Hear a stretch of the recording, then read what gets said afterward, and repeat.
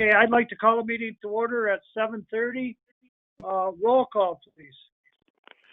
Mr. Simons. Here. Freehand is here. Mr. Boda. Here. Mr. Patsalis. Here. Mr. Horn. Here. Ms. Babel. Here. Mr. Blackstock. Here. Present. Okay, would you like to say the Pledge of Allegiance with me? I pledge allegiance to the flag of the United States of America, and to the republic for which it stands, one nation, under God, indivisible, with liberty and justice for all. Okay. All right, moving on to the approval of the tentative agenda. Is there any additions or deletions to the agenda as presented? Yes, Larry, this is Debbie Babel. I would like to make an addition about opening up the Red Brick Schoolhouse on the 20th for the Gideons, and about the Historical Commission maybe starting up in July. Okay, we'll add that as item 6 under new business. Is there any other deletions or corrections to the agenda? Hearing none, a motion to approve the agenda with the addition of the Red Brick Schoolhouse would be in order. I'll so move. This is Angelo. I'll support. All right, we have a motion and a support. Is there any further questions? Hearing none, roll call. Mr. Simons. Yes. Freehand votes yes. Mr. Boda. Yes. Mr. Patsalis. Yes. Mr. Horn. Yes. Ms. Babel. Yes. Mr. Blackstock. Yes. All yes. Okay, all yeses. All right, moving on to the approval of the minutes of June 1, 2020. You have them in your packet.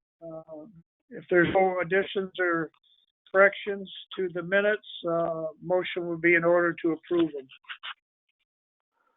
If there are no additions or deletions, make a motion to approve the minutes of June 1st, 2020. Babel support. Okay, we have a motion, we have a support. Is there any further discussion? Hearing none, roll call, please. Mr. Blackstock. Yes. Ms. Babel. Yes. Mr. Horn. Yes. Mr. Patsalis. Yes. Mr. Boda. Yes.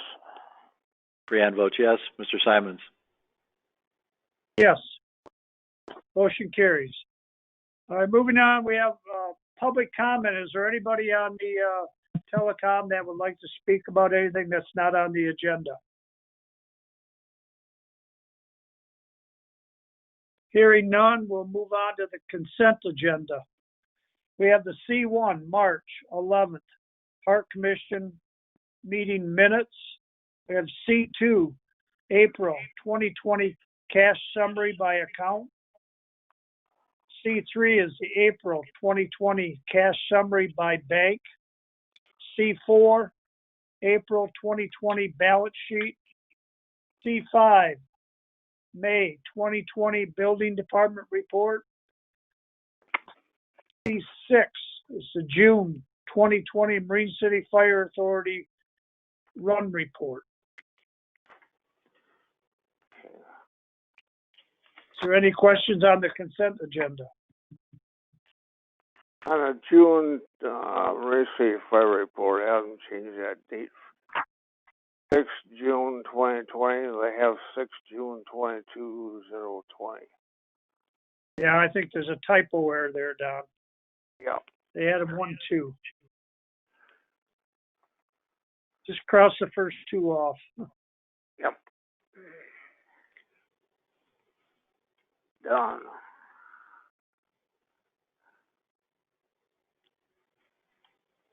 So if there's no questions, we need a motion to accept the consent agenda as presented. This is Freehand. I'll make the motion that we approve receipt of the items on the consent agenda. Blackstock supports. We have a motion, we have a support. Is there any further discussion on the consent agenda? Hearing none, roll call, please. Mr. Simons? Yes. Freehand votes yes. Mr. Boda? Yes. Mr. Patsalos? Yes. Mr. Horn? Yes. Ms. Babel? Yes. Mr. Blackstock? Yes. Motion carries, we accept the consent agenda. Moving on to disbursements, we have invoices of $21,167.18. We have accounts payable of $36,493.39. We have AP EFT payments of $75,000. We have a payroll direct deposit of $34,380.22. And we have payroll EFTs of $46,567.28 for a total disbursement of $213,608.07.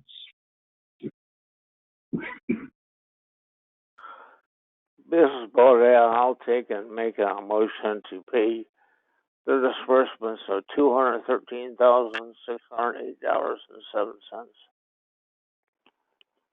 Babel supports. We have a support for the disbursements. Is there any questions? Hearing none, roll call, please. Mr. Blackstock? Yes. Ms. Babel? Yes. Mr. Horn? Yes. Mr. Patsalos? Yes. Mr. Boda? Yes. Freehand votes yes. Mr. Simons? Yes, motion carries. Moving on to old business, we have none. Moving on to new business, item 1, temporary lifting the Charter Township of East China's ordinance restricting the use of Recor Road. That was a motion that I put in there, or a request. They've lowered the limit on the bridge here on Meisner Road to 8 ton. Probably later on in July, they're going to go to shutting the bridge down to do the construction. And, you know, we paved that Recor Road. We spent our money, the county spent their money, and the Edison spent their money. I think we should allow the trucks to go through there with the legal limits, not gravel trains and stuff like that. If they can handle the road restrictions, I reached out to the county engineer and asked him what he thought, and he said, you really can't stop them if they're got the legal load limit on their vehicles. That's not a Class A highway, so it's a Class B highway. He suggested to me that we lift our ordinance for 6 months. And we're thinking 31st of December. By then, the bridge should be done. Okay. So the only thing that I haven't heard, and I reached out to China Township, they have the other end of Recor Road, and they've got the same type of ordinance that we've got. Now, I don't know if they've reached out, but if you read our ordinance, it says that you can, we can lift that for alternate at request of the township and open the road commission. So I'm sure the road commission is going to come and want to lift it anyways. So I just want to get this cleared up so we can be ready when this bridge goes down. Larry, this is Larry, Angelo. Everybody understand? This is Angelo. Is the sheriff going to patrol that, or how are we going to? Who will be keeping an eye on that road then? As to what? You mean trucks or The load speed restrictions? limit or- The load restrictions? Well, that would be up to the county weighmaster. I don't think the police do weight control on the trucks. That was the exact question I asked to Mr. Hazelton, the county engineer, and he said, I don't think you're going to have any problem for 3 or 4 months with that road. He said, I was worried about him damaging the road. He said, I don't have no concerns about the road. So that was Okay, that was my coming main from him. concern too. I would hate to see that road getting ripped up after it just got put in there. If it's good, but like you said, if it's only for 6 months, I don't think that would have too much effect on it.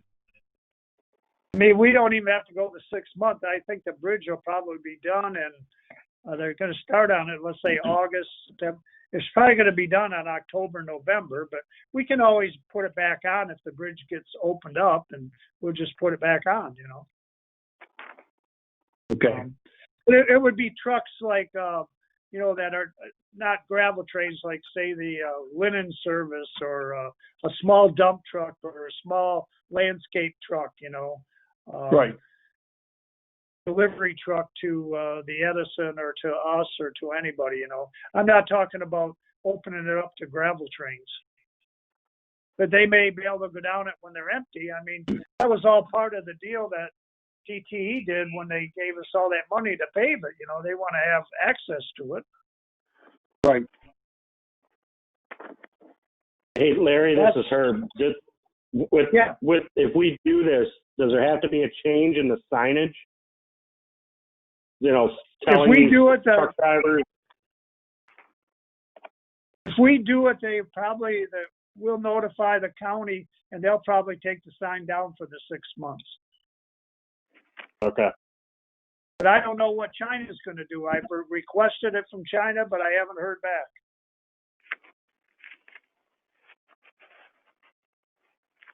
Yeah, thank you. This is I Freehand. guess what we're a motion to lift the restrictions for the 6 months until December 31st. This is Freehand. Question about the current signage. I must admit, I don't know does it have a specific load limit, or it just says load limit? And Oh, it says no through trucks by ordinance. No through trucks by ordinance.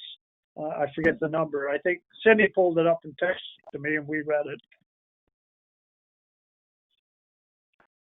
And That's what's on the sign, and that's our ordinance. That's put on by the township, not by the road commission. They would not put that on any road. They just go by the legal limits on the roads. This is Don Horn. I don't see too big a problem with it. Edison put a lot of money into that road. They put more than the townships together. So I think they should be able to use it a little bit. I agree, Don. I agree. So I guess what we're looking for is a motion to lift the ordinance for the 6 months. I'll make that motion that we lift the ordinance for 6 months on Rico Road. This is Angelo. I'll support. We have a motion. We have a support. Everybody understands what we're doing? No more questions? No questions being heard. Roll call, please. Mr. Simons. Yes. Freehand votes yes. Mr. Boda. Yes. Mr. Patsalas. Yes. Mr. Horn. Yes. Ms. Babel. Yes. Mr. Blackstock. Yes. All yes. Oh, yes, motion carries. Thank you. Moving on to new business 2, HydroCore Residential Cross Connection Inspection Agreement. This is just adding to the agreement that we have that expires. I believe July, the 1st of July. No rate increase. We have to have it. We're in the process of talking about training some of our people, but we've got to weigh it out and see if it's going to be cost effective for us to do it or to contract it out. That's something we haven't figured out yet. We just found out that they will put on a class for our people. It's probably going to be, some money to it, probably around $1,000 a person. It's just the rough numbers we're getting. But in the meantime, we have to have this. We're mandated to have this cross inspection. Hey, Larry. Yes. Larry, this is Herb. I got a question regarding this. Do we get anything back from this company in terms of how many inspections, how many violations, or anything? Do we get anything back from them telling us how many residences they found with an issue or not? Or I know we're going to get of all their inspections, we're getting the data, and that's going to really be helpful for us if we decide to take this over. But I don't know on that, Herb. That's a good question. We can find that out. We'd have to talk to Dwayne Loper on that. This is Cindy. This is Cindy. If you look at the scope of work, they do submit reports, and we work with the building department, and we do follow up as a violation so that we can track that. They do give the letters to the residents advising them of the status of their inspections. So yeah, it's constant interface with us. okay, so we have gotten, from the first year of going through this, we've gotten information from them. Yeah, and so we're compiling our database. And as we talk more about our continuing to compile databases such as this one, this gives us some autonomy. We'll have all of this information, we'll own it, and we will continue to monitor and schedule our inspections, hopefully doing part of it on our own, as Larry alluded to earlier, taking on one aspect of it. Because as you know, this is a monthly cost of $1,000 every month for us to have them do it for us. But they do submit reports. We have the addresses, we have the outcomes, and we track the violations. Okay, thank you. This is Thank Rian. you, Just a question. So we haven't been doing any inspections at this point. That is correct. We've contracted with them. We don't do that.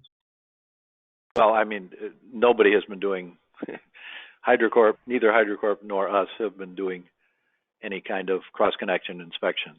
So this will start July 1st. This is Cindy. No, this is actually going into our second year. We're about a year and a half in with this contract. It actually expired in February, and they've just kind of held out with the same program. They don't do many inspections in February, and they wanted to correlate this with the commercial program, which runs July to July. So we're just getting this one to align with the commercial program, but they've engaged us now for over a year. Well, this is Freehan again. I knew we had the program, but this actual, since February, nobody's been doing any of these cross-connection inspections. So it will literally the inspection will commence July 1st. This is Cindy. No, they've continued to provide the service with no gap. They're just waiting for us to reply as to how we wanted to do the logistics of the contract, but they've continued to provide the service. They've been doing inspections as available based on weather. Okay. Thank you.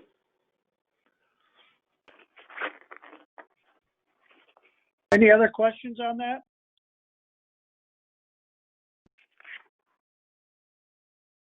If not, a motion would be in order to renew the HydroCorp residential cross-connection inspection agreement. This is Freehan. I'd like to make a motion that we approve the township supervisor to enter into a 12-month agreement with HydroCorp in the amount of $12,960 to perform required residential cross-connection inspections as indicated in their proposal dated May 31st, 2020. Babel support. Okay, we have a motion, we have a support. Is there any further discussion on the hydrocore? Hearing none, roll call, please. Mr. Blackstock, Yes. Ms. Babel, Yes. Mr. Horn, Yes. Mr. Patsalos, Yes. Mr. Boda. Yes. Freehand votes yes. Mr. Simons. Motion carries. All votes yes. Moving on to new business 3. It's the MTPP election ballot. Mr. Freehand. We periodically receive these. I just thought I'd put it on the agenda just for your awareness. We did get some information from the townships, the PAR plan program, and they have a nominee for the library board of directors.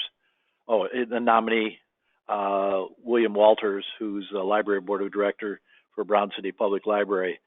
And they're just asking for the township's vote on his nomination to be on the PAR plan board of directors.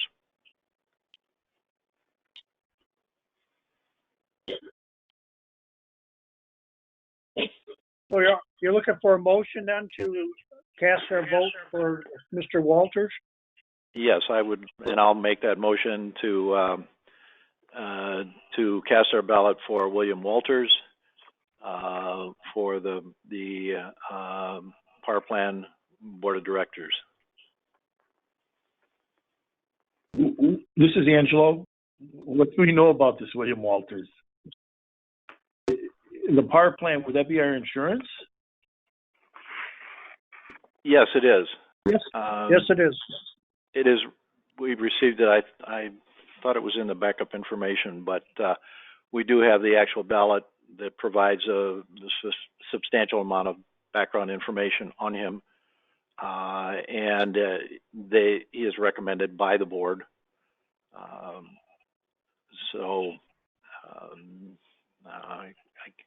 I thought it was included in the packet, but. This is Cindy. It is on the back of my page for that item. I don't know if you flip it over if you see okay. it. Okay. Yes, it is. Okay. I'm sorry. It is on the back of the agenda item. He is actually seeking re-election. He retired from General Motors in 1993. He was elected treasurer of Brown City. He became Sanilac County Commissioner. He served 4 terms until 2009, and then he became a Brown City Council member. And while serving on the council, he ran for the MTPP director's seat for Zone 7. He's finishing up his 10th year on the board, and he looks forward to serving the members for 3 more years.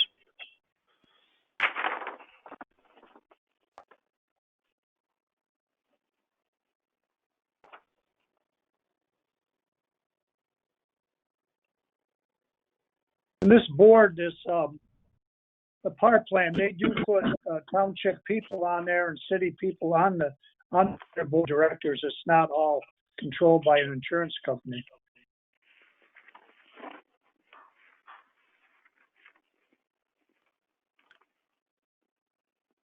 Okay, we still have the motion from Bob, but we need a second.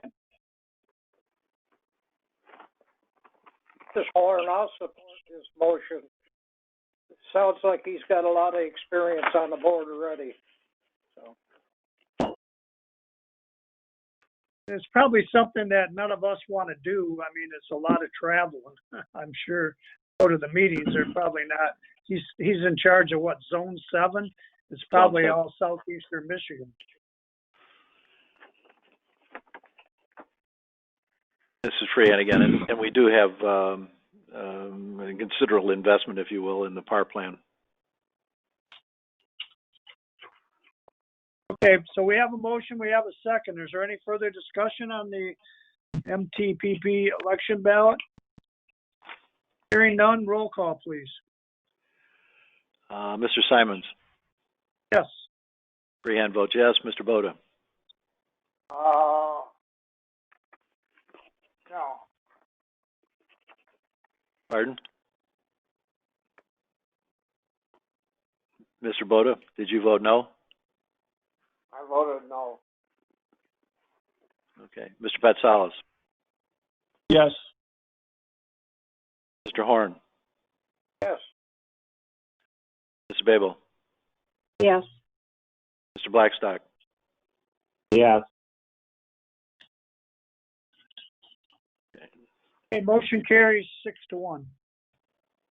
Larry? Moving on to, yes. Larry? This is Angelo. Yes. I've been on the board for many, many years, and nothing like this has ever come before us. Why would this be coming before us now? It has come, we've had them before and I've seen them, didn't do anything with them. Right. Figured 'Cause I don't recall ever voting don't- for something like this. No, we never have voted on this. I mean, they've come from the power plant. If we don't, they've asked to send representatives. We can't get people to fill the boards. I mean, how are we going to get people to go to this thing? Okay. No, I've seen them before, and a good friend of mine, Mr. Reed, down there, and I think he's down by Ypsilanti, and he was a good friend of Jack Randolph's. He was on the board of directors for years and years and years. I don't know. I thought he was Zone 7, but he had come up to visit it a couple times when Jack was here. Okay. I don't know. I don't have time to go to those meetings. Right. Okay, thank you. This is freehand. If you don't vote on it, then it just, moving on. This is freehand.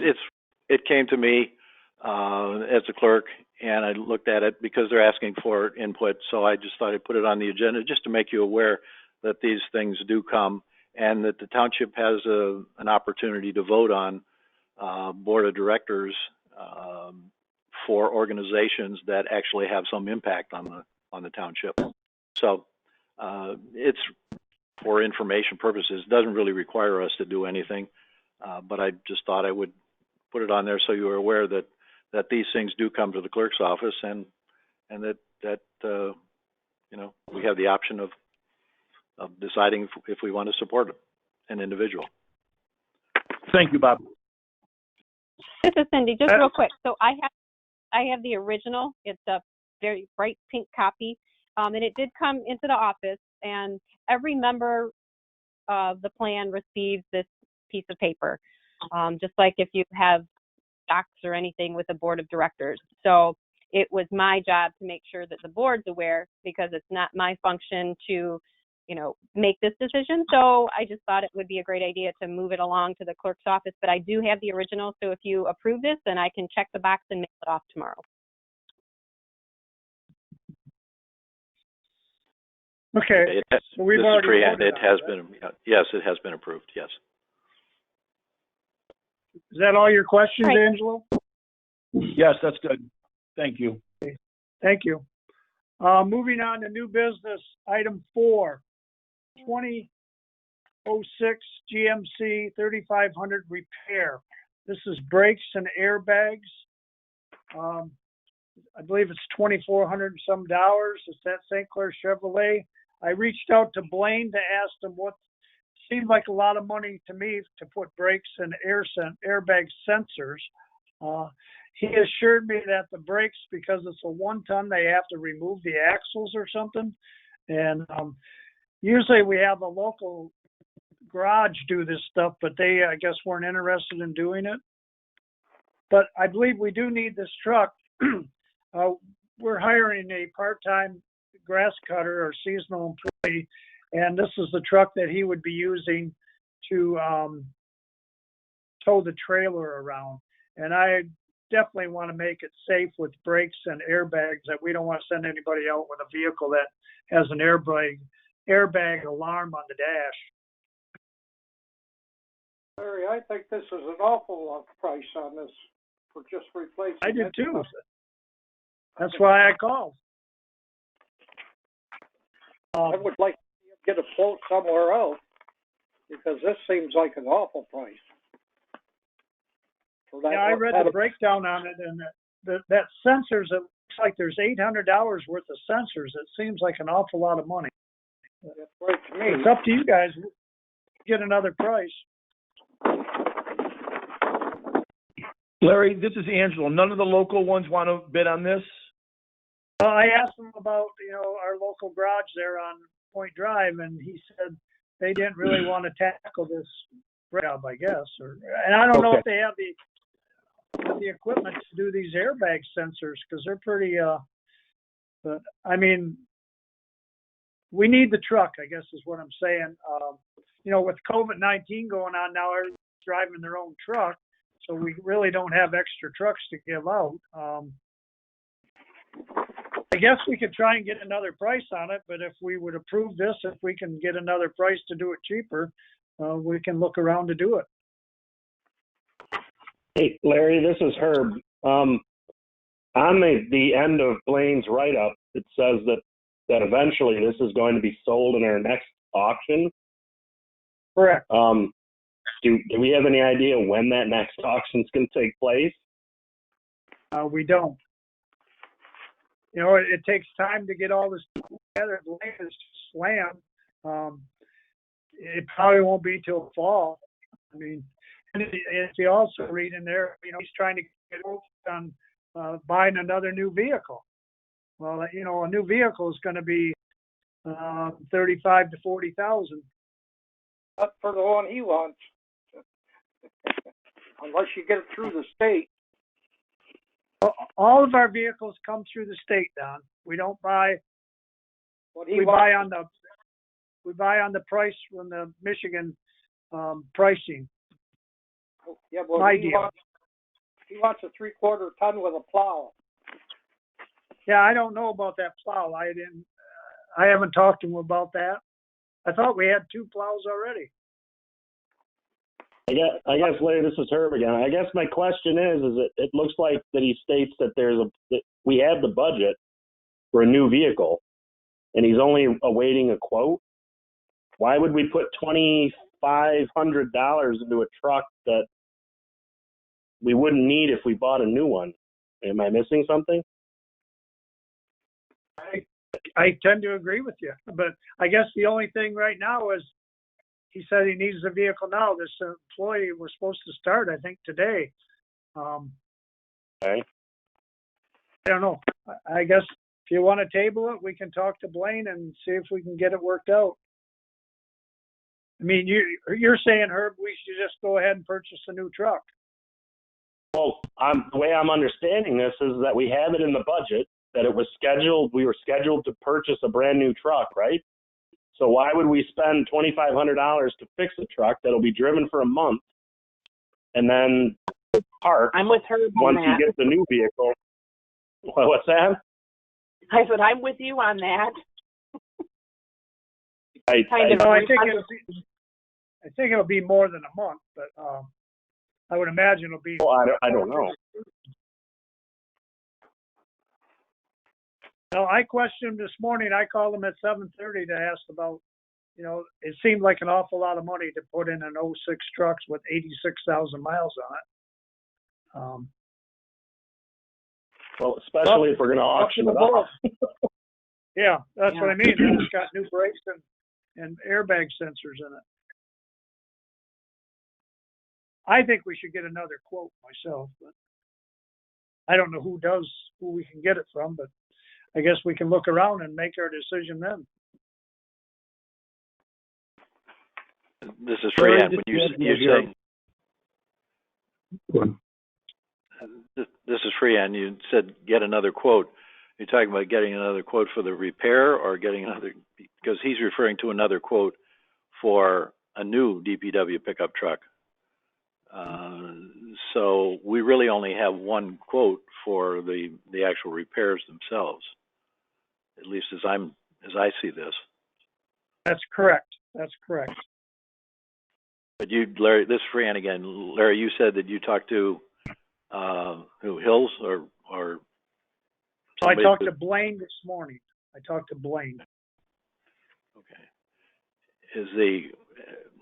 Is this an emergency situation It's an for the emergency repairs? now. I would It is? say no, but I don't know. Cindy, do you know that?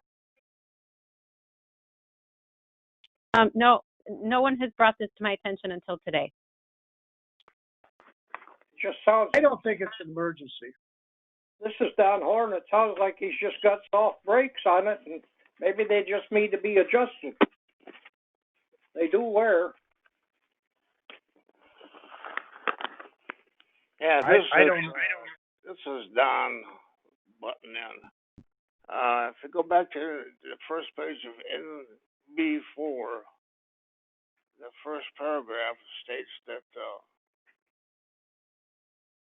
it will be used by the part-time grass cutter to transport a lawnmower and equipment to different locations throughout the remainder of the season.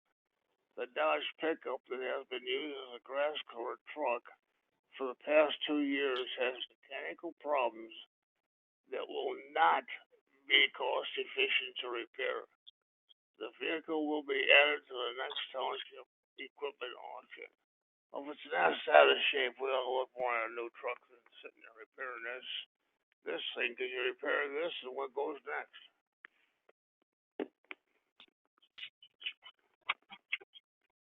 So are you saying you want to get quotes on the new one?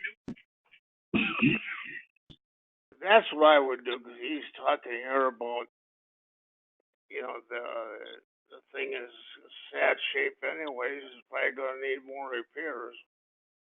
And I think instead of just putting new repairs on this thing and having it nickel and dime us to death,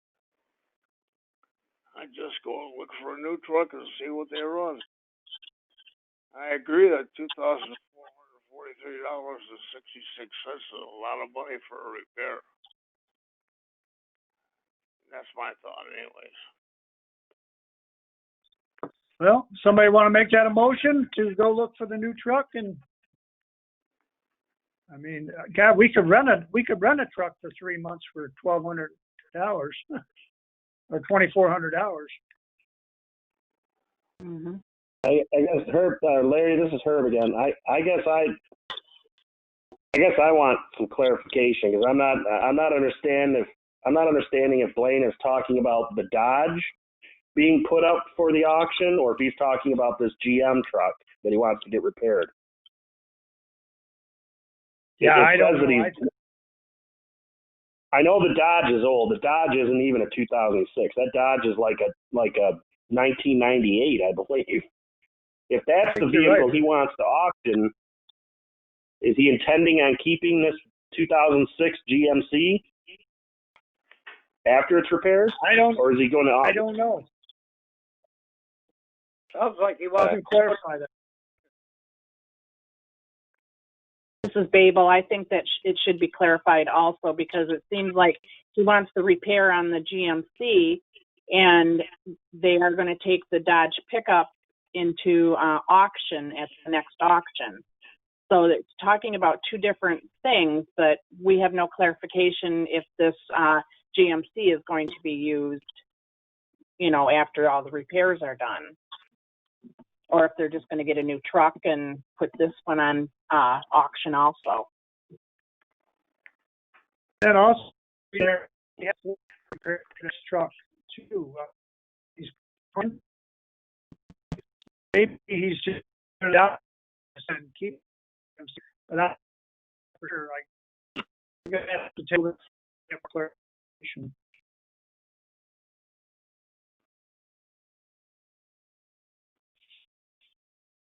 Motion to do whatever.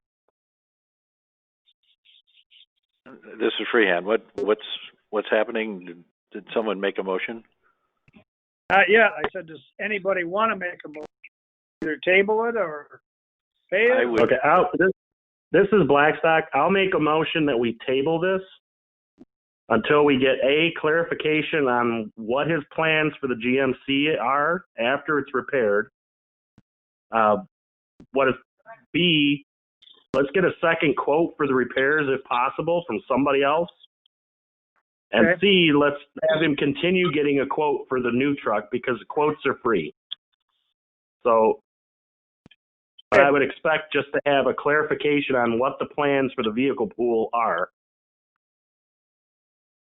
Mrs. Babel, I support. Okay.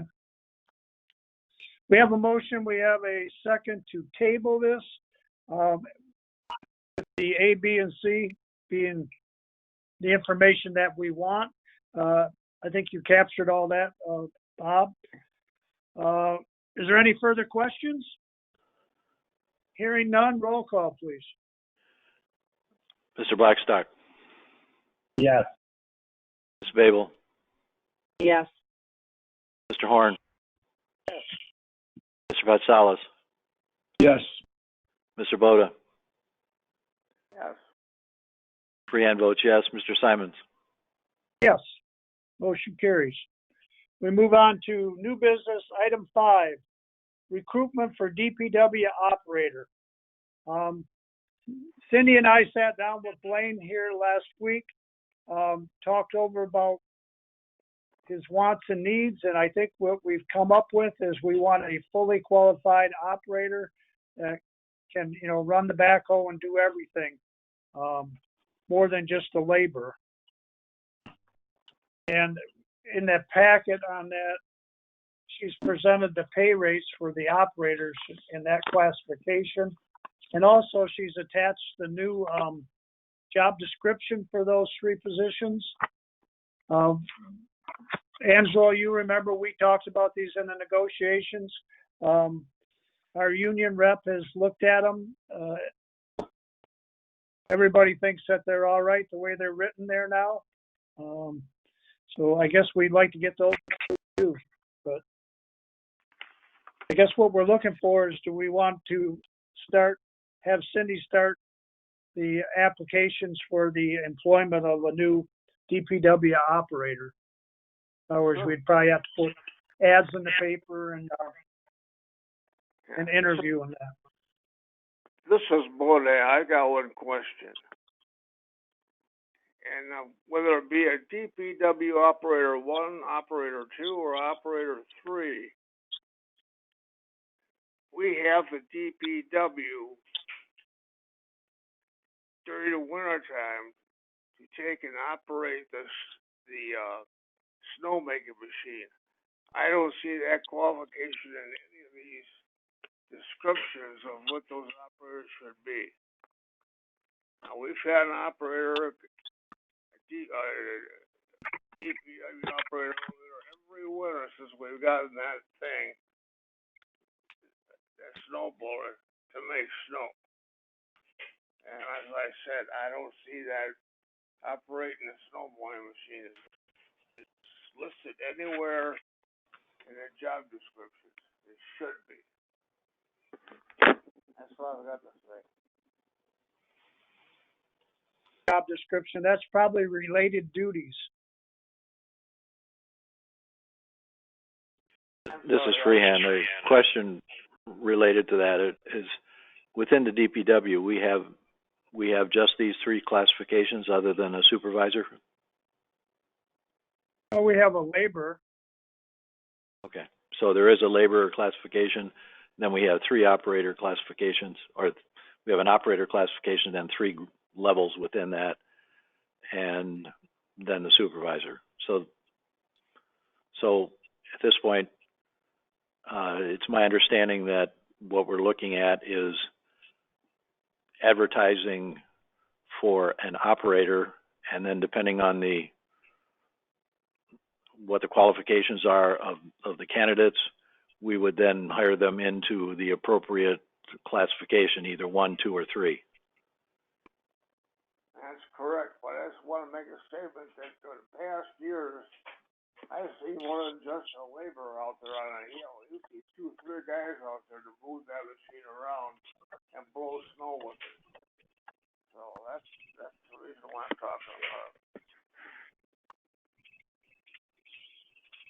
Well, the weather hasn't been real conducive for making snow, and a couple of times we made it a year ago, not this winter, but the past winter, we paid all that money to make all the snow, and then the weather warms up to 45, 50 degrees, and it all goes down the hill. So we kind of went with, when we got a good snowfall for a base, then we would add to it. But we didn't really have that much snow this winter. Hasn't been a whole lot of snow in the last couple of years. But we still bought that thing to make snow. So you got to have the conditions to make it. Well, agreed.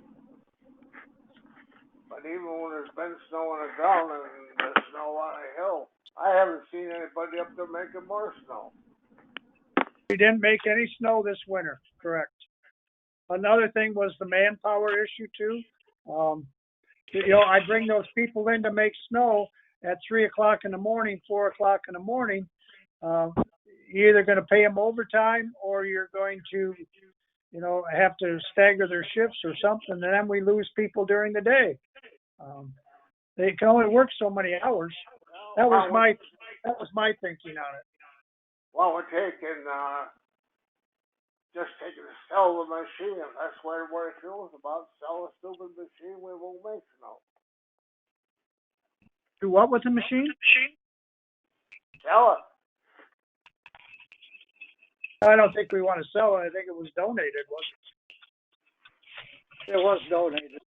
There's a person in the township that bought that machine for us as a gift because we bought that machine from a ski place on the north or northwest side.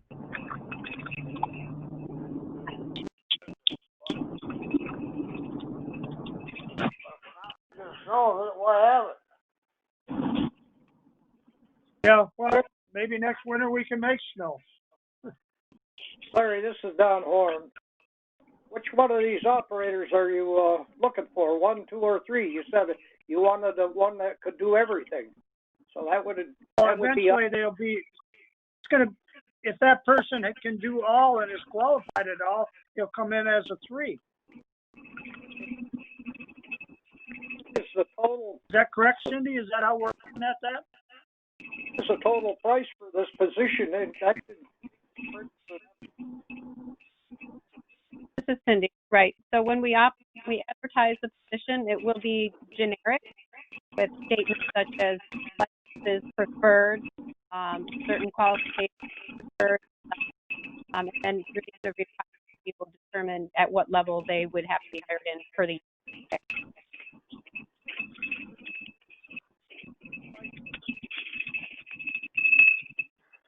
This is Angelo. Larry, right now, is everybody in our DPW operators, or do we have laborers?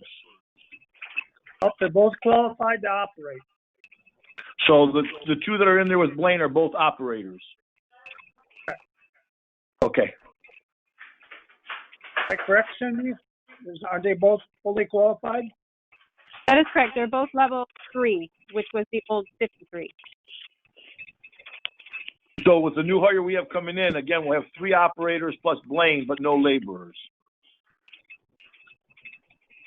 Well, they all can work in the other qualifications. The other can work down, Right. But I'm just saying their pay rate. All the pay rates are operators. None of them are laborers. Correct. Okay. Kenny was hired as a laborer, and then he progressed to an operator. He still does the labors. So does Don.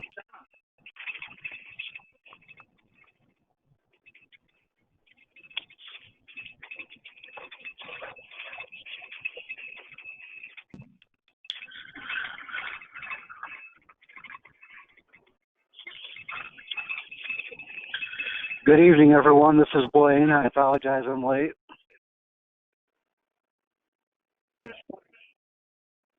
So I asked Blaine, I happened to text him to see if he could join us. Maybe since we've tabled new business 4, we could revisit that one after this discussion.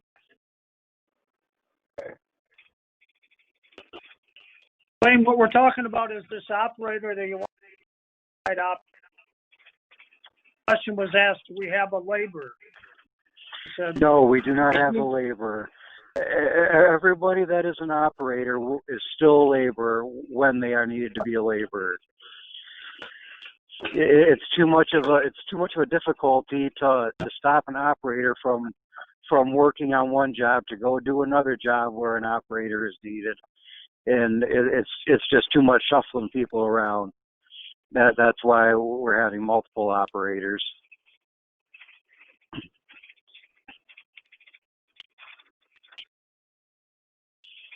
And the way we have it structured, no one is above having to do simple, basic things.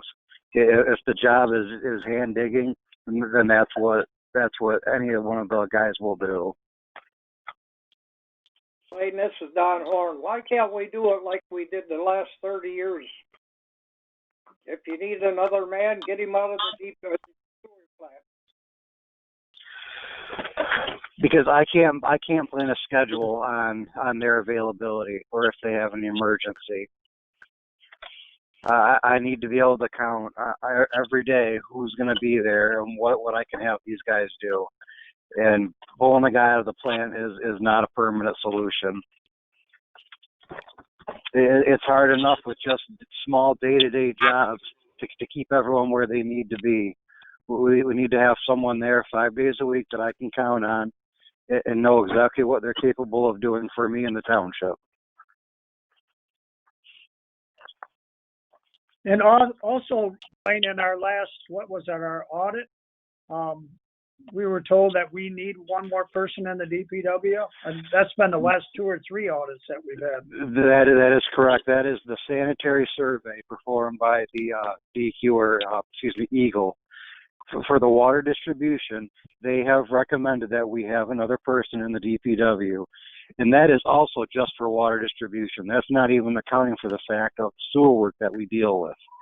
Yeah, I think if they realize that these same 2 people that are working on the water side were also involved with the sewer, they would be requiring more staff than just one.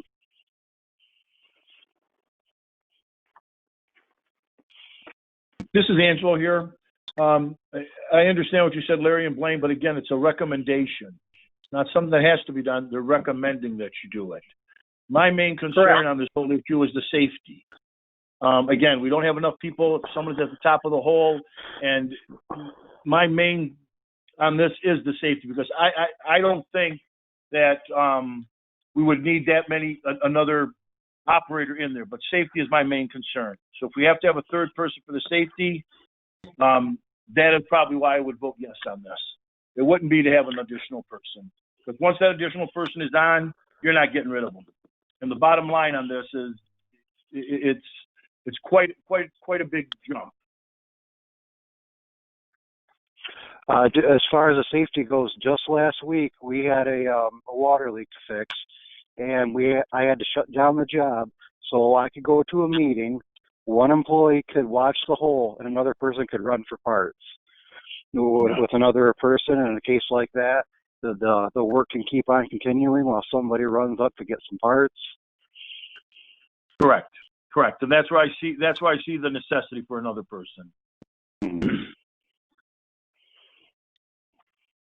That's also been my main concern right from the get-go, was the safety of having 3 people when you're digging holes, and we got a lot of holes to dig. Don Horn, I still didn't get an answer for the total complete price with the fringes. Cindy, can you answer to that? Yeah, let me pull that up. I just had that. It depends on their licenses, but generally for these positions, you're going to add approximately $19 to $20 an hour is going to be your fringe on top. That's $19 some cents.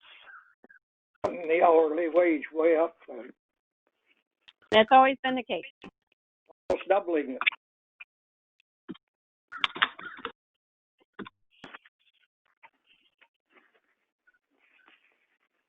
That's a big cost to the township.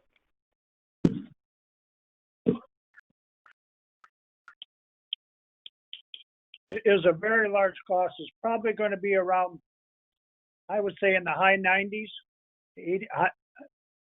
high 80s, low 90s, with all the fringe package.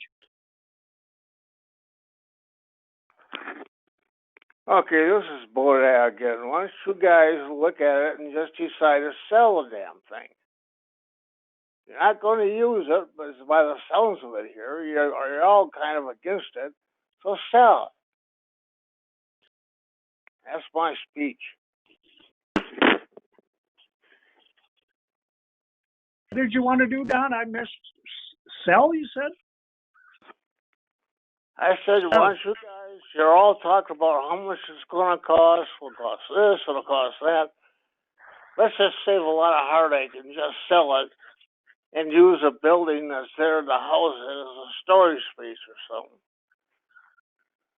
That's my What are you talking about?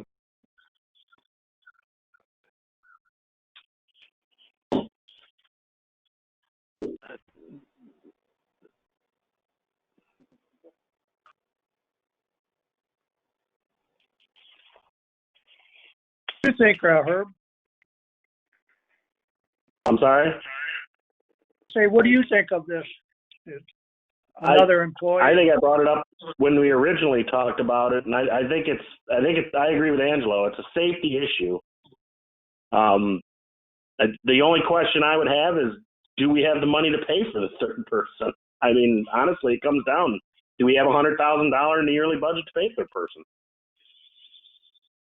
Well, they won't be hired probably much before a month or two, and then we'll be working on our new budget here in August. It will have to be figured into the new budget. Well, regardless, I mean, do we have the capability to pay another person? Even going into next year, we set the budget, but do we have the money somewhere to pay for the person?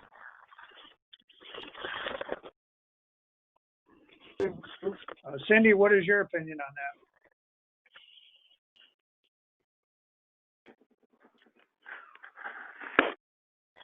Well, of course, we're going to reevaluate where we're at right now and budget for it next year. A lot of this is going to fall under our water rates and our asset management program. This is part of the cost of providing service, efficient, reliable service to the water and sewer customers. So it will have to be reviewed.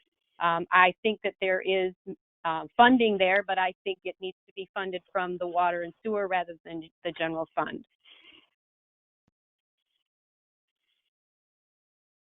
From the water and sewer rates is what you're saying. Correct.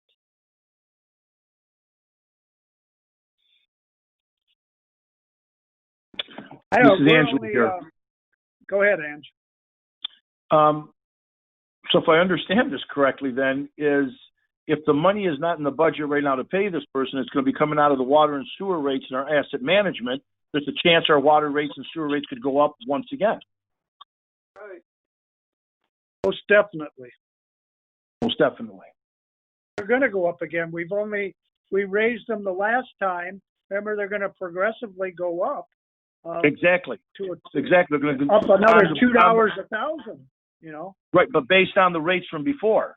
Now you got to add another $100,000 to it. Correct. Yeah, they're going to. So, it's definitely going to go up.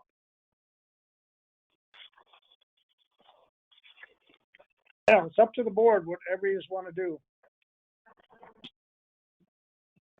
I think we should table it to have a good discussion over it. Well, that's what we're having right now. I'd like to in person.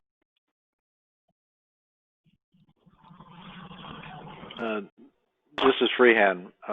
Blaine, what you're asking for is an operator, primarily so that versus a laborer, so that in those situations where you might only have two people on a job, you always have somebody in a, if you will, quasi-supervisory capacity to guarantee that there's safety. So as you described it before, where you had to send somebody for parts, somebody had to go someplace else on a different job, and somebody was left alone, this would mitigate that issue. That is correct. Basically, any employee can do any job that I need done. They don't have to shuffle people around. Anyone's capable of doing the work that we need to get done in an effective manner. And this is freehand again, and that's the reason why you're recommending it be an operator versus a laborer. That is correct. What is the laborer's rate? Do you know that offhand, Cindy? How much money are we talking here? I'm trying to look that up right now. Don't have it at my fingertips. I'll continue to look.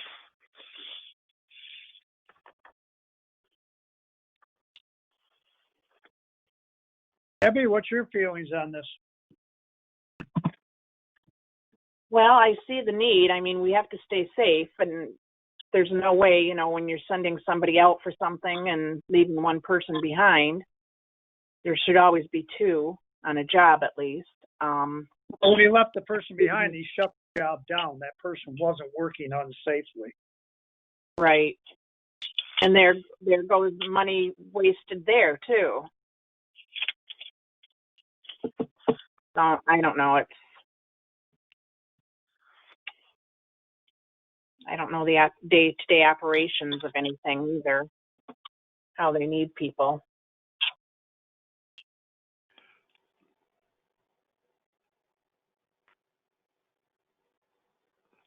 This is freehand again.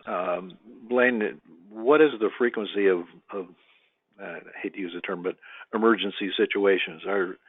Given all that's going on with our assets, with sewer, water, and all of those kinds of things, the lift stations and everything else,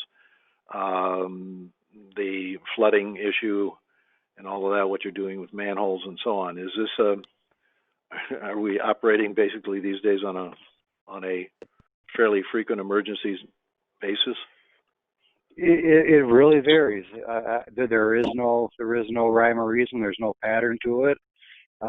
It's really day to day. So some days there is absolutely nothing that can go right. So some days we can stick with our schedule and do what we planned on doing.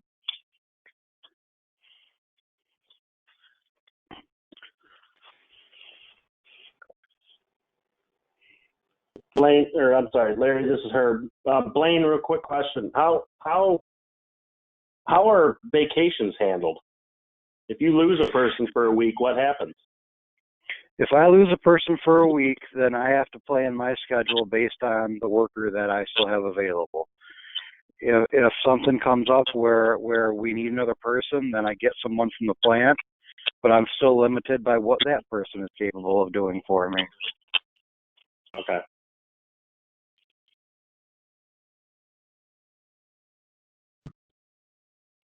And also in those times when it's just one person with me, I'm out of the shop, away from what I should be doing, and working in the field. And this is Cindy, and I'm working real hard to stop that practice. We've got so many larger, big picture projects that I need Blaine to be focusing on. So this is really one of the pieces of the puzzle that is going to help us get there.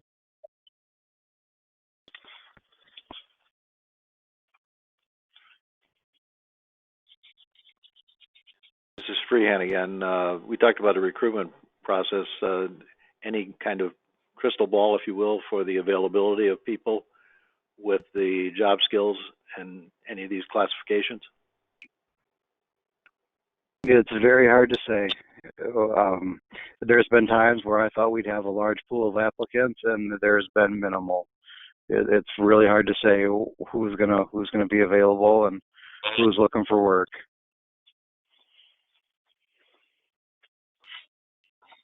This is Cindy. We're going to use some outreach that possibly hasn't been used before. We're not going to count on ad in the local paper.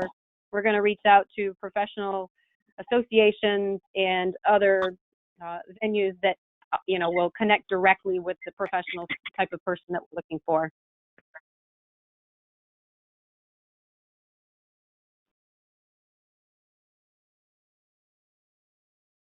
But I think we don't want to go about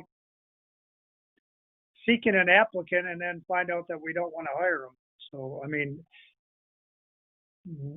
I'm looking for direction from the board. What way do we want to go? It sounds like we're split. I mean, everybody, it's a lot of money to spend to hire another employee. We all know that.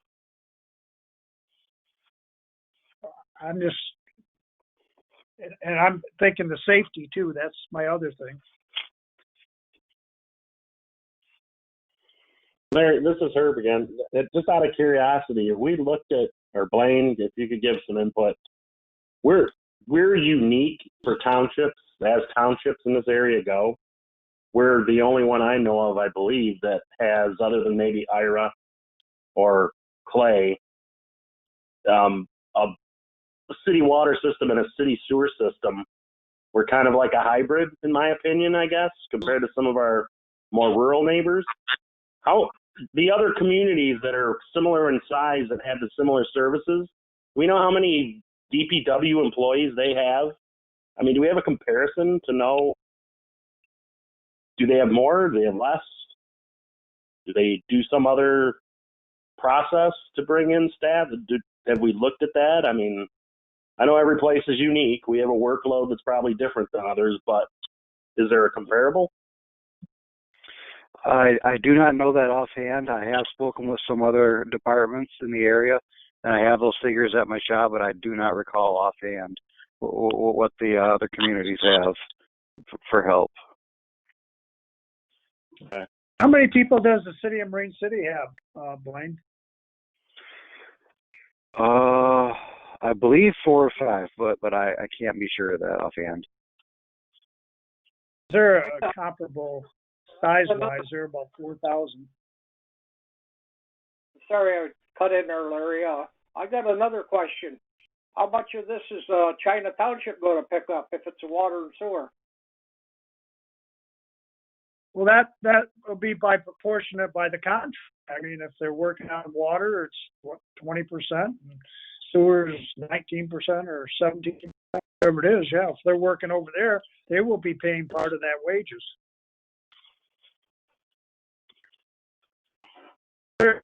How much work do we do on a daily basis or weekly basis for China, Blaine? Do you know offhand?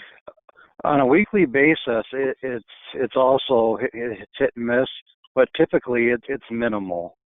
We spend more of our time in East China, and then if some projects come up in China, we work there.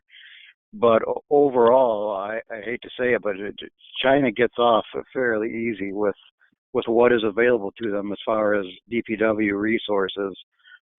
But they only get billed when we are working there. Yeah, see, we're an app call outfit. When they need us, we're there for them, you know. Yeah. Well, I don't know. What does the board want to do? Do we want to continue this, or what's your pleasure here?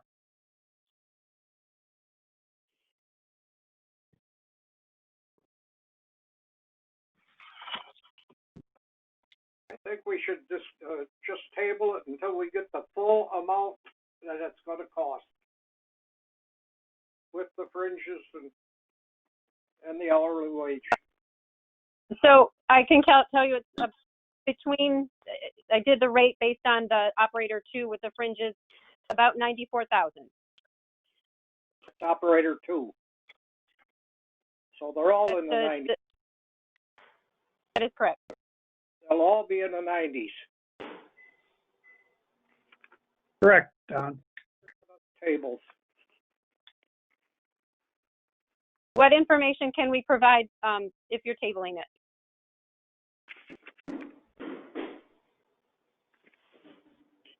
The full amount that it's going to cost the township. That's a lot of money. It's going to raise our water rates right quick.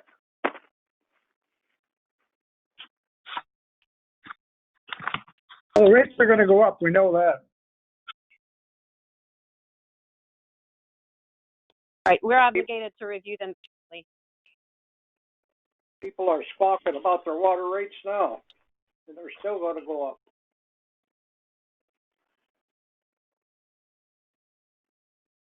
No, I don't know what we can do about the cost, Don. I mean, things are going to go up. I mean, cost, we give, you know, raises, we give, it's going to go up without hiring this employee too. I know they're going to It's go going up. to go up more with the employee. That's right, it's going to go up more. This is Cindy. I just found the laborer rate effective July 1st of this year. A laborer position rate is $24.40.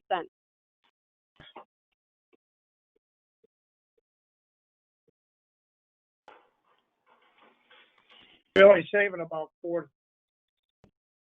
or $5,000 cheaper. So you're down to right around 90, I would think.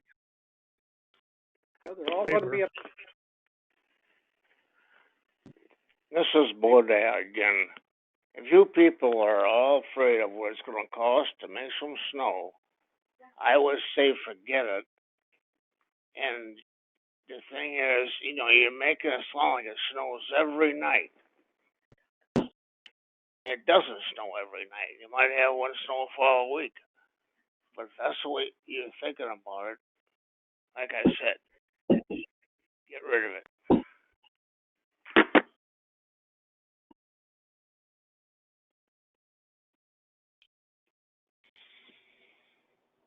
Yeah. Does anybody got any suggestions? I mean, we got lots more to talk about here.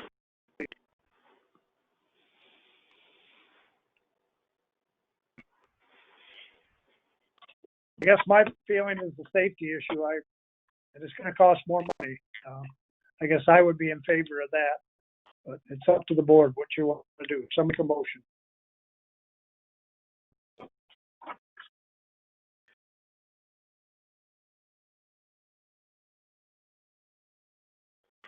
For the sake of this is freehand. For the sake of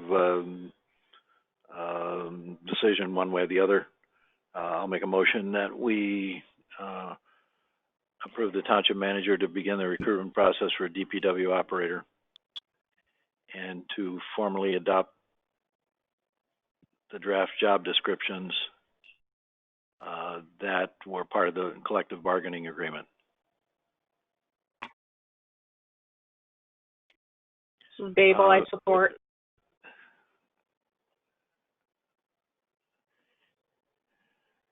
So I got a question. So what you're saying, go ahead.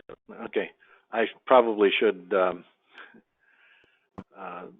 before I support it in reviewing the motion that I made, Cindy, to formally adopt the draft job descriptions, should that potentially be a separate action? That would be preferred, yes. Okay. Yeah. So, I think the first motion that I'll make is to formally adopt the draft job descriptions that were part of the collective bargaining agreement. The job descriptions for DPW Operator 1 and DPW Operator 2 and DPW Operator 3. Babel, I'll support. Okay, we have a motion. We have a support to approve the job descriptions for 1, 2, and 3. Is there any further questions on that? Hearing none. What are they going to make the job descriptions? As for doing what? They're in your packet down there.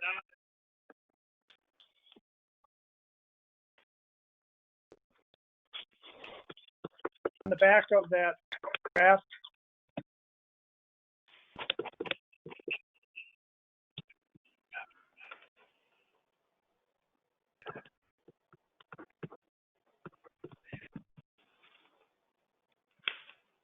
Find them down?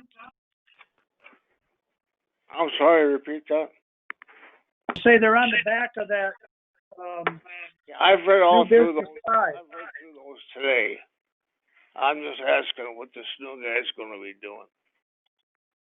We haven't decided on the new guy yet. Right now, we're just approving the job descriptions. All right. We have a motion, we got a second. Is there any further discussion? Hearing none, roll call, please. Mr. Blackstock, Yes. Mrs. Babel, Yes. Mr. Horn, Oh,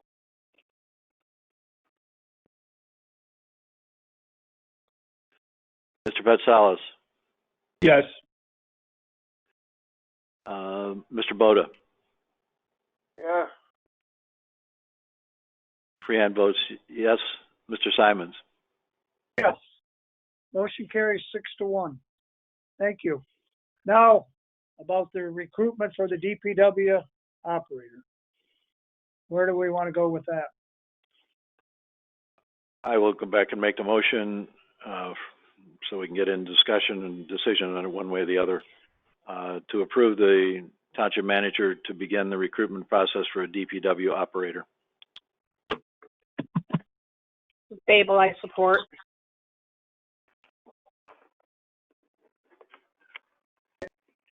We have a support. Is there any further discussion on, now, I guess my question would be, is this authorizing us to hire the person or just to seek the applicant? This would be to approve the recruitment process. This is Cindy. So if we go through the whole process, understanding that the end result is to hire someone, that's preferable. The motion that, this is Freehand, the motion that I made, that would be the way that I would interpret it, that we're basically giving the approval for the township manager to begin the recruitment process for DPW operator. And then the decision would be as to what the qualifications of the candidates are and which level they would be hired in at, whether operator 1, operator 2, or operator 3, based on the skill levels and the qualifications that they bring to the table.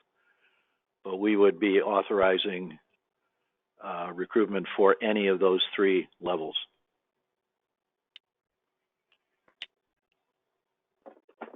Does everybody else understand what the motion is? Yes. No further questions. Roll call, please. Mr. Simons. Yes. Freehand votes yes. Mr. Boda.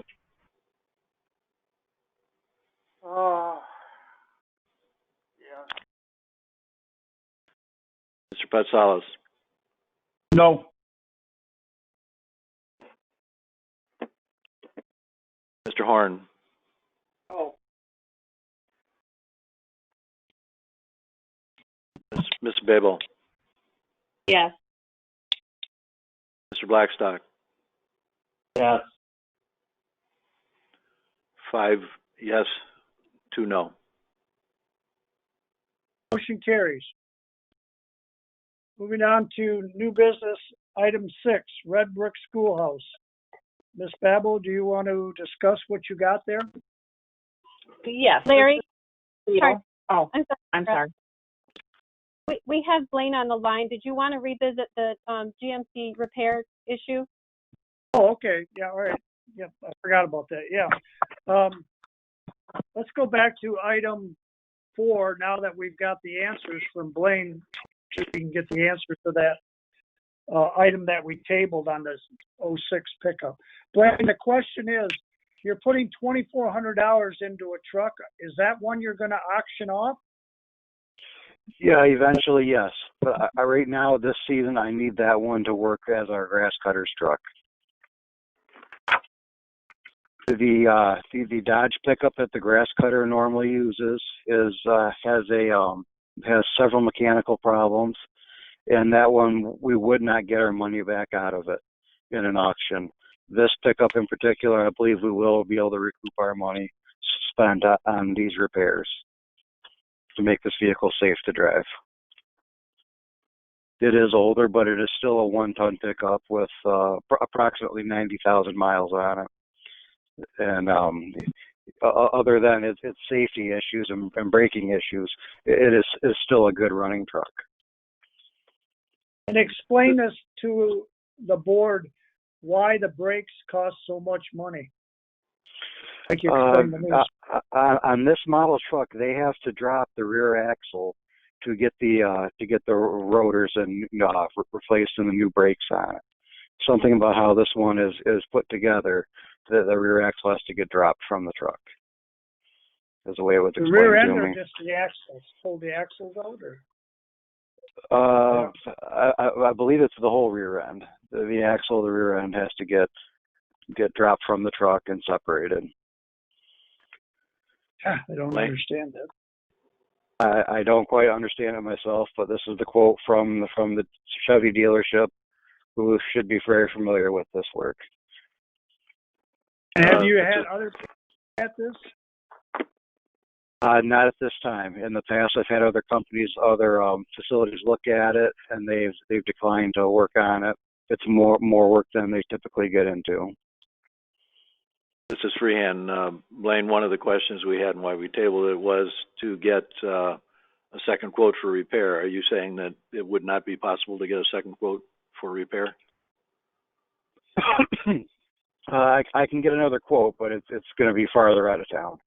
In the past, I've dealt with local companies and the Chevy dealership. I've tried to keep the work as close to East China as I can, without having to spend too much time running around, to get the vehicle to other places for repairs. This is Freehand again, but it would be possible to get a second quote.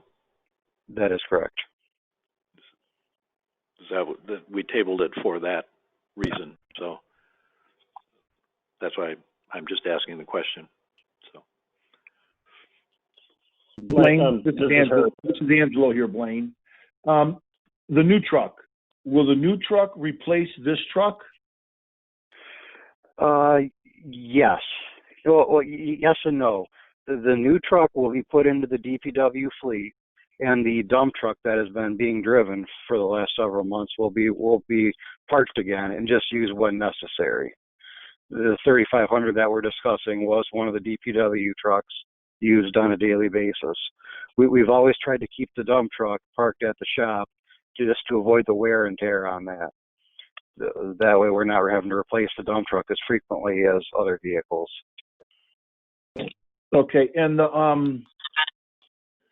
this truck then will only be used, you're thinking, just for this year, and then you'll be putting it up for an auction? Yes, that would be my goal, to be able to get through this season with it, and then this off season auction it off and replace it with a different vehicle. Whether that be the township purchases a new used vehicle, or possibly a lease, a very low mileage lease for pulling the grass cutting equipment. Okay, because what we discussed a little earlier was if we kind of pushed up looking for the new vehicle, could we save that $2,400 and not put it into this vehicle and try and go aggressively after a newer vehicle? In that case, I would still have to have a different vehicle for the grass cutter. Okay, so you still need another one besides the new one? Yes, sir, that is correct. Okay, all right, that's okay.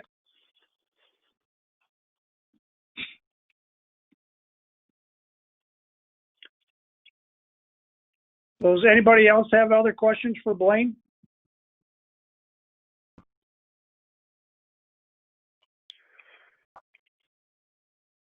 Basically, just to summarize this, out of the two options of the vehicles that I have to put money into to get by for this summer, this vehicle would be my choice to put some money into it, get through the season, and then auction the truck off.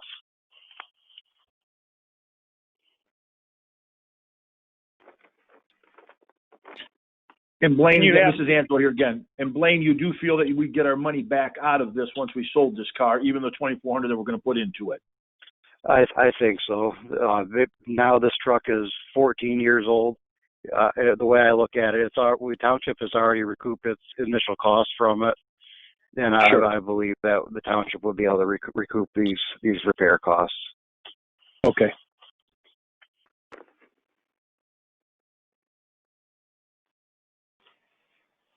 So does that change our tabling motion? Somebody want to make another? They have more questions? This is Herb. This is Herb. It does. I guess the only question I would have is whether or not it's worthwhile trying to get a second quote for the repairs. Now that I understand what the purpose is and that we can get our money back out of the truck. And it sounds like the other alternative is we'd have to purchase 2 new trucks. So that doesn't make sense at this point. So yes, I think we can change the motion. I guess whether or not we need further discussion on, should we just get another quote though for the repairs? What's your time frame, Blaine? Can you get by for 2 weeks without it, or? I'm hoping to have the new grass cutter start this week, so I'm going to be a little hard pressed. If we have to wait 2 more weeks, I can put them in the other truck and hope that one doesn't have any mechanical failures. In the meantime, one of the issues that truck has is a bad head gasket that's going through coolant left and right.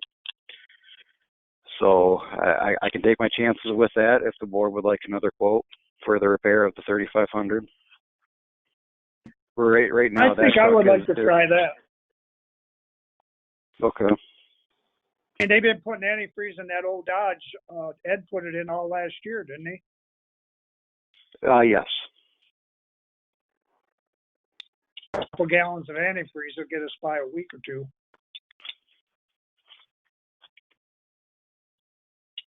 And it's going to take how long to get the truck fixed once we decide? They're not going to do it overnight. It's going to probably be there a week. I would anticipate it'd be gone for a couple of days. Once it's scheduled, they'd have it done in a day, maybe a little bit more. And this is freehand, just for information purposes.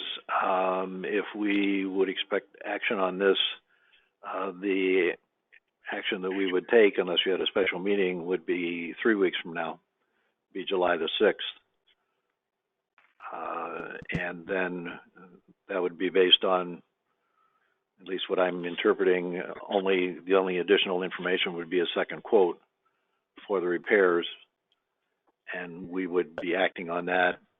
The other questions seem to have been answered. Then you have the time involved in actually doing the repair. So we've got 3 weeks, and then if you have another week, you're really at least probably a month or so out in getting the job done. Yeah. Larry, this is Herb. Is it possible just to make a motion to approve the amount of not to exceed $2,443.66? And if the second quote comes back higher, then we go with this quote. I mean, I like that. The first motion is to bring it off the table. If you want to do anything. That's fine. I'll make a motion that we untable the prior new business 4. Okay. I'll support. This is Babel. Okay, we have a motion and a support to untable the 06 GMC 3500 repair. Any further questions? Hearing none, roll call, please. Mr. Blackstock, Yes. Ms. Babel, Yes. Mr. Horn, Yes, I'll vote on that one. Mr. Petsalis, Yes. Mr. Boda, Yeah. Brianne votes yes. Mr. Simons? Yes, motion carries. Now, Put it back. we'll entertain a motion to, Herb, you can go ahead with your motion now. That's fine. I mean, in to be expedient here so we can get this issue solved, I'll make a motion and we allow the supervisor to approve an amount not to exceed $2,443.66, but also to receive a second quote. And if that second quote is from a reputable company that our DPW manager sees fit, and it's less than this amount, then we can allow him to choose. This is Angelo. I will support that. Great idea, Herb. Okay, we have a motion, we have a support. Does everybody understand the motion? Any further questions? Want to repeat Hearing that, that- Go ahead. You want to repeat the motion, please?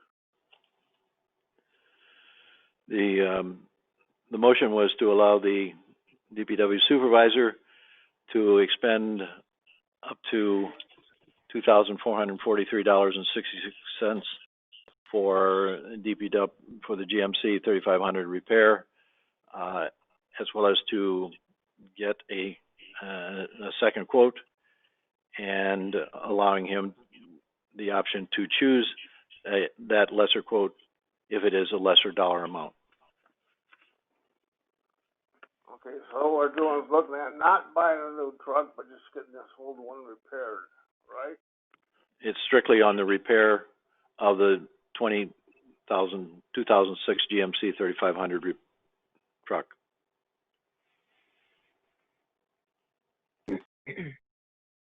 All that we're doing, he had originally requested,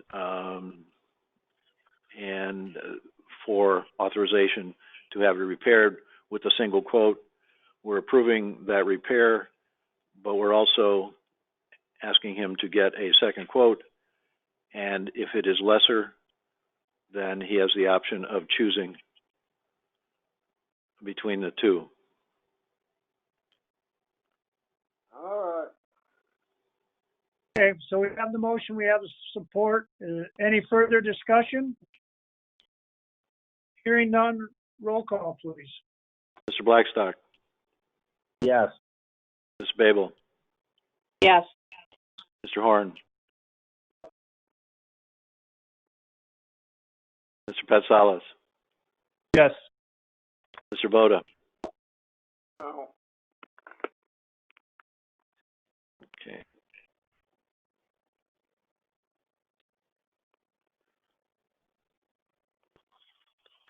Freehand votes yes. Mr. Simons. Yes. Motion carries. Moving on to new business 6, Red Brick Schoolhouse.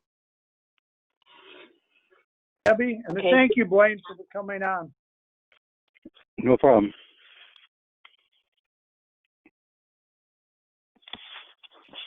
Hey, Debbie. Okay.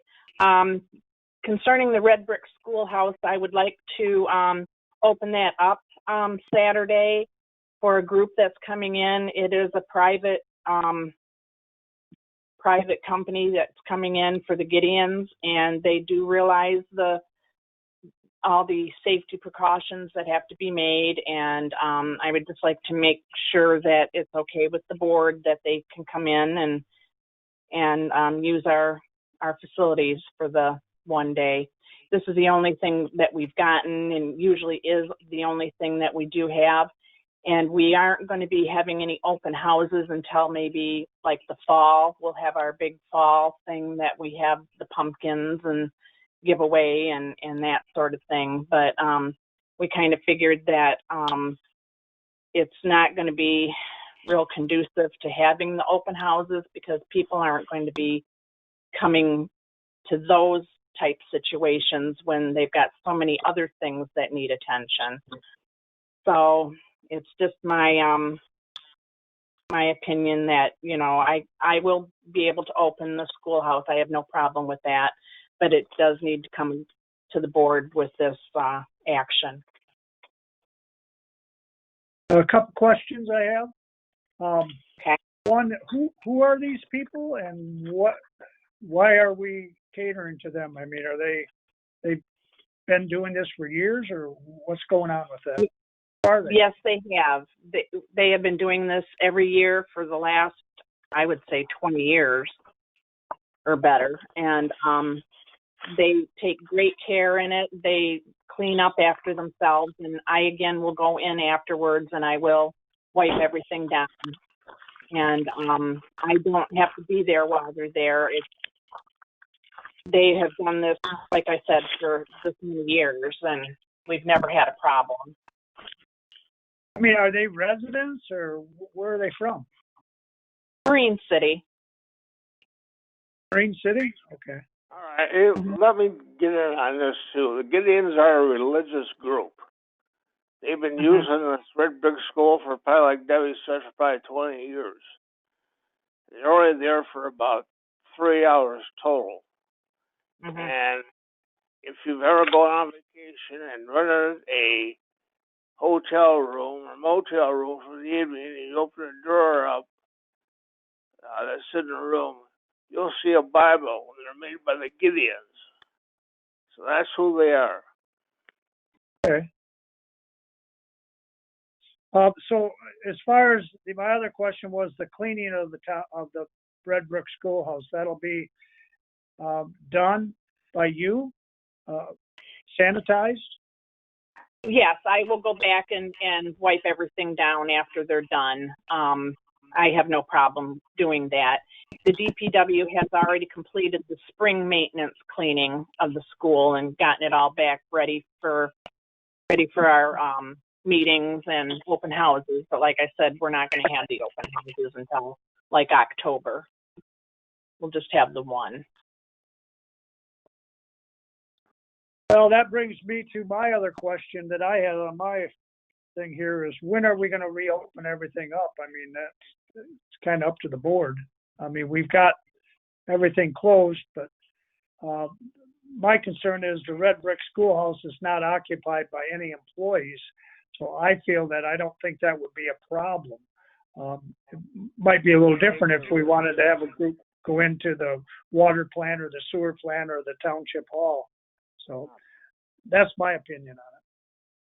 Well, absolutely, and nobody needs to be there, no employee or anybody, while they're there. They never have been. And it is a private company, and they have chosen to go through their proper channels also to make sure that they have been okayed on the opposite end, so there's nothing there that can, be a deterrent that way. So they've all got their stuff in a row on that end. So it just needs to kind of be on this end and get the okay. Debbie, this is Freehand. Go ahead, Bob.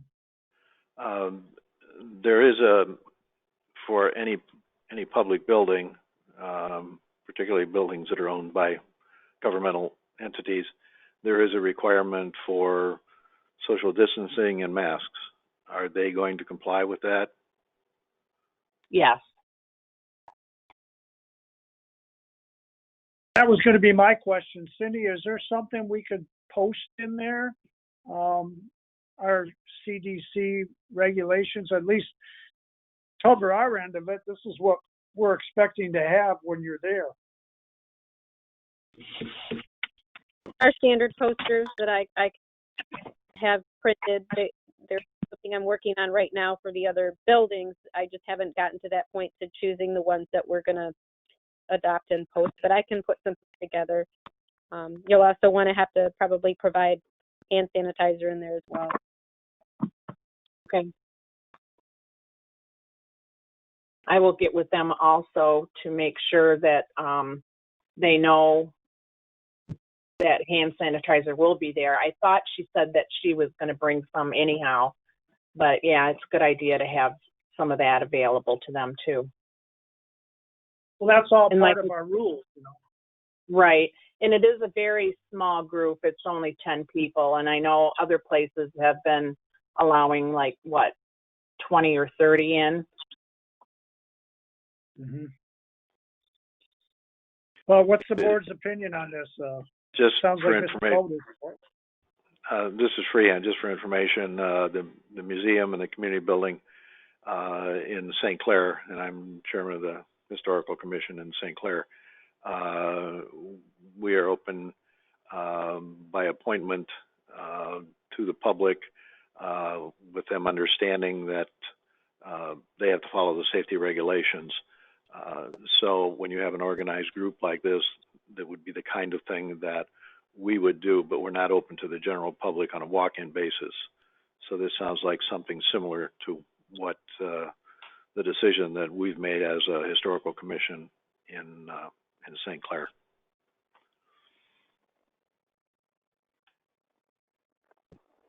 This is Angelo here. So I guess, I think Debbie's got a good grasp on it.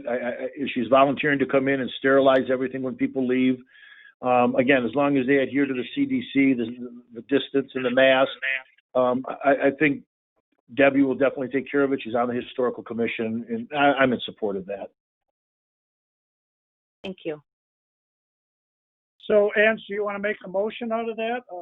And then Yeah, we'll I'll make a move on motion with that we allow the historical commission to open up the Red Brick Schoolhouse on Saturday, June 2020, for a special group to come in and approve it for them. Thank you. This is Babel. I support. Okay, we have a motion, we have a support. Does everybody understand what we're doing? Any questions? Hearing none, roll call, please. Mr. Simons, Yes. Freehand votes yes. Mr. Boda, Yes. Mr. Patsalis, Yes. Mr. Horn, Yes. Ms. Babel, Yes. Mr. Blackstock, Yes. Motion Oh, carries. That completes our new business. As far as announcements, we don't have any announcements today. The only thing I would like to talk a little bit about would be the reopening of the Township Hall. We haven't quite got all our stuff that we want to have done before we open the hall. We want to have that glass put up at the counter. It's ordered. We've had touch base with them today. They said it'll be soon. They're all swamped. These glass people, they've got so much work right now that they just can't tell us when we can do it. And we don't want to open the Township Hall until we have that. And we also need some hand sanitizer stations in the lobby, and that we don't have that on order. But we can get something to work around that.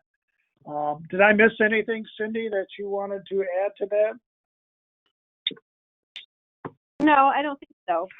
We're working on it, and we are open by appointment as well. If a resident has an issue that they really need to come in and be with someone face to face, we have, as of the last meeting, I put in provisions for meeting with staff. They just need to call the township and make an appointment, and we'll accommodate them. And that brings up another subject too, calling into the Township Hall. We've had some problems in March and April and May with our phones. We believe we've got them corrected now. Everybody in the Township Hall has been directed to check the voicemails that come in and get an answer and direct them to where they're supposed to go. So we think we've remedied that. We had a few problems. So that makes all this that Cindy's talking about, appointments. If you can't get a hold of anybody, it's hard to make an appointment. But I think we've got a handle on that now. I guess my question is, what does the board feel we want to do with the Township Hall right now? Do we want to go until the next meeting, or do we want to do it, or it's going to be 3 weeks?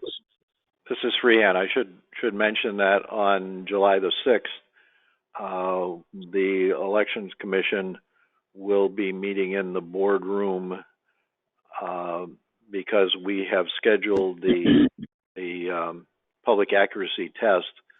We have to contract with Election Source to come in and do it, and we're on the schedule for doing the public accuracy test of the tabulators as part of an Election Commission meeting on Monday, July the 6th. The meeting would be at 4:45, and then the public accuracy test would be, and that has to be open to the public. That would be at 5 o'clock. Otherwise, we'd have to take the tabulators to a different location outside of the Township Hall, which is not necessarily an easy thing to do. Have to find a location for it, but we need to publicize that fact. So, and we're looking into having, and we could accommodate a regular board meeting at 7:30 on July the 6th. by spacing out the tables and running additional microphone extensions so that we would all be able to maintain a 6-foot separation. So I guess we need to decide as part of all of this, are we going to have a board meeting in the Township Hall on July the 6th? And that's my question. What do we want to do?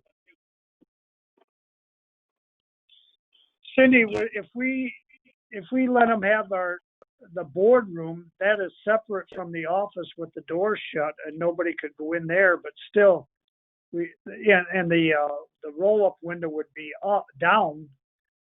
Would that affect something with the Township Hall? What time of day would this be? It would be after closing hours. He's talking 4:45. So then then it's not affecting staff. They would be out of the building. The only staff person would be myself and Wendy Meldrum. And then the two, Angelo and Don Horn, who are election commission members. But we would go after that public accuracy test, which would run about half an hour, 45 minutes. Then the regular board meeting, which is scheduled for that night, would be in the township, in the boardroom also. So we wouldn't be going into the staff area. The staff would be gone with the exception of Wendy Meldrum. And she would only be there, she wouldn't be there for the regular board meeting, she would be there for the election commission meeting and the public accuracy test. But the public would come in, they would not need to go to the counter or anything like that, they would only need to go into the boardroom. And that's my question. Go ahead, Cindy. Yeah, the only consideration is if we have the building open to the public for this type of event, we would have to have the restrooms available. My plan is to have the bathrooms not available to the public when we're open for business, because it's transitory business. They're in and out. We're not required by law to have bathrooms available. But if we're open for a meeting, then we do have to have the bathrooms open. So we would have to have those cleaned afterwards. We can't keep them locked.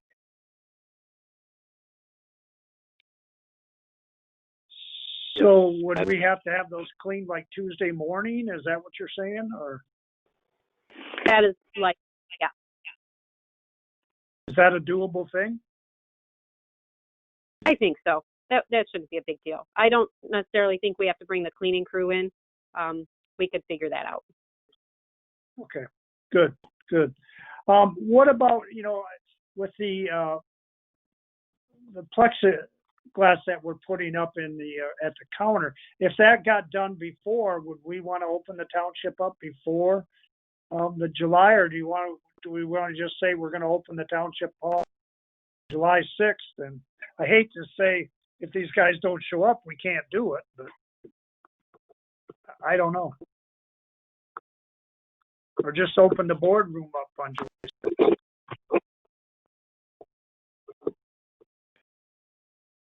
If you want to open the building for a meeting, that can be completely separate from the consideration of opening the building up for business. Okay. And I think that would satisfy Bob with the election thing, and it would satisfy us for our board meeting. Yeah, and that's all. And the only issue there would be the bathrooms, which Cindy seems to think we could take care of. This is freehand again, by the way.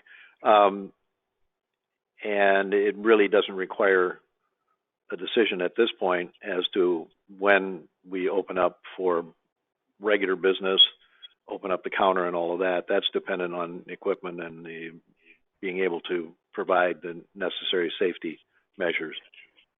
So all I'm looking at is a decision on the township, on the boardroom for use on July the 6th for both the public accuracy test as well as the township board meeting. And we would set up the board meeting. We wouldn't use just a regular table. We would use additional tables There would be 3 people at the main table, the supervisor, the clerk, and the treasurer, and then the trustees would be at side tables, the trustees and the township manager. They would all have microphones, extension, and I've already talked to Channel 6 and they can accommodate this. And we would have place for the public. We routinely have not been getting that many people, and so we would be able to provide the necessary physical spacing. Does the board feel comfortable coming to a live meeting? Is there anybody that doesn't feel comfortable doing it? For my age, I don't feel comfortable, Larry. Okay, that's why I'm asking, yeah. I mean, I don't want to say it, we're going to do this and we don't have enough for a quorum. Mr. Boda, how do you feel about it? Will you be able to come?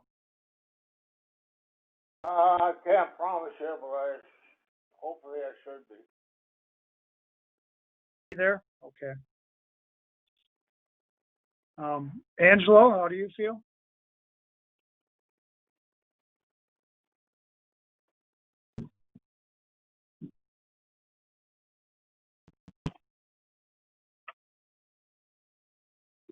Angelo? This is Angelo here. Larry, as far as what they have to do in the office, is it just drop a plexiglass down at the counter? Much, yeah. And then those sanitizers right now. Right. So we're trying to get this from a glass company and they're taking so long. It's just a chain link and 2 eye hooks. Can't our DPW hang that? Well, we're ordering it's actually a bulletproof one that we're getting. About a year ago, we had a little issue with, we're handling a lot of money there and we don't, you just don't know. It's a safety reason too, is what we're doing it. We figure we're doing one, we measure, get the both. Yeah, we could probably do that if we had to, if we can find some plexiglass, but we're putting a special glass in there. It's about a 1/2 inch thick. Well, my main concern is, like you said, with Mr. Boda and Mr. Horn, if they can't make the meetings. Other than that, yeah. I say as soon as we can get that office COVID ready, we open it up and we start moving along. I don't agree. feel that if that glass is going to take too long, then we go out and buy a plexiglass, put 2 eye hooks, and hang it down until the other glass comes in. Okay. We could. The other thing is, this is freehand. We could, for the meetings, we could actually do a telephone-in system and broadcast that on the speakers. We could hear it because I do this all on a computer. So that computer that I normally have in there, I can set up a go-to-meeting. We have a monthly contract, so we could include Mr.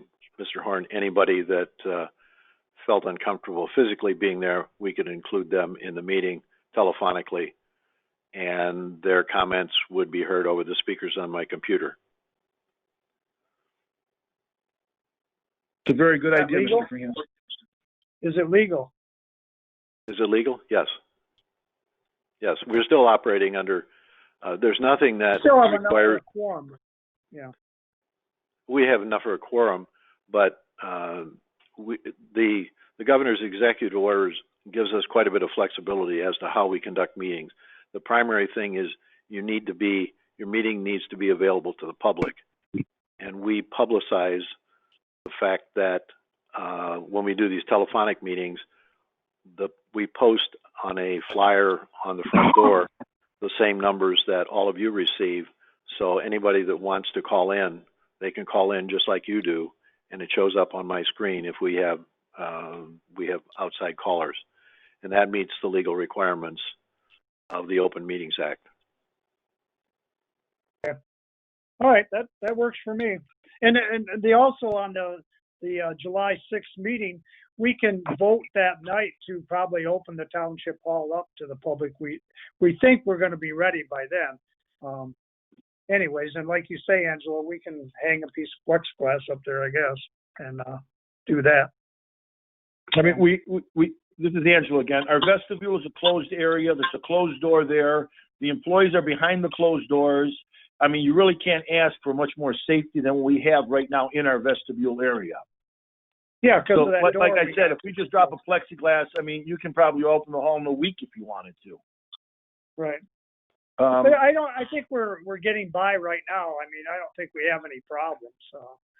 I had one resident call me that was a little upset, but he was upset about the phones, much the township hall being closed. Okay, so we're going to plan on doing the next meeting at the township hall, and you can set up that for Don and Don. And is that good with you guys, Don and Don?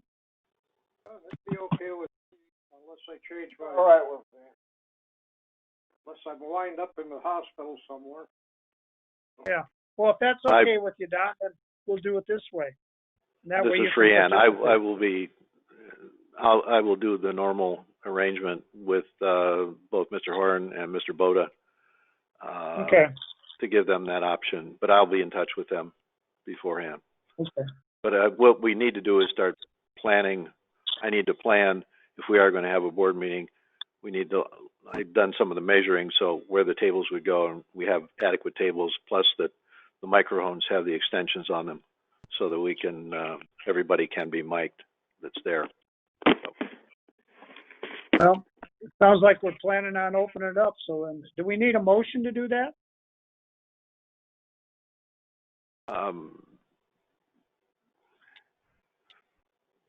It probably wouldn't hurt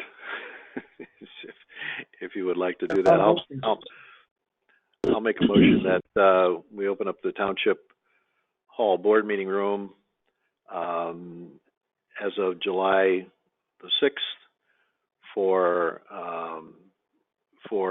board meetings and for the public accuracy test.